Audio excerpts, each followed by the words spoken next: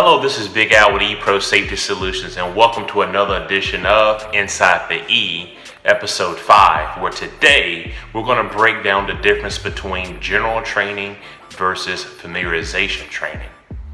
When you look at the definitions, it states that general training is done in conjunction with the employer to develop the worker's skill set to a level where the worker may be deemed competent to operate the equipment without supervision, and with the intent of the employee becoming compliant and competent. A lot of times people are wondering, what does this mean? What does it entail if I'm getting general training? Well, that should consist of classroom, a test, and a hands-on evaluation so you can assess if this person really knows how to operate the equipment at all.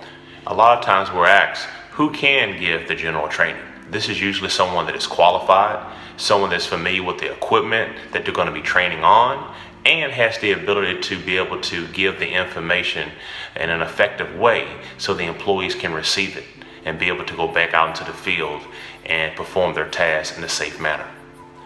After you have general training, then you would move on to familiarization training, which specifically goes over a particular make, model, and brand of equipment.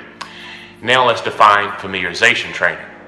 Familiarization training is to assist a worker who has been designated to receive the equipment by an employer to understand the basic concepts of the operating controls and safety devices of a specific make and model of equipment. As you know, there's so many different makes and models out there in the fleet.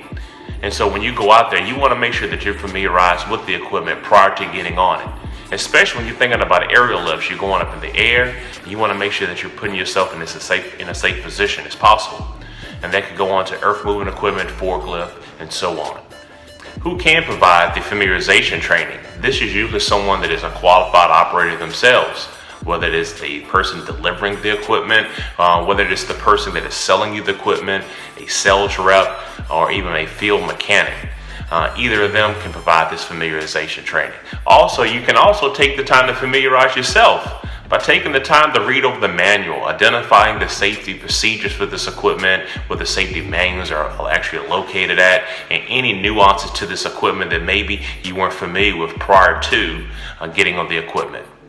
For more details about what exactly a general and familiarization training should consist of, please click the link on the screen where you'll find off our Facebook page a link that describes exactly what those two trainings should consist of based on the American National Standard Institute.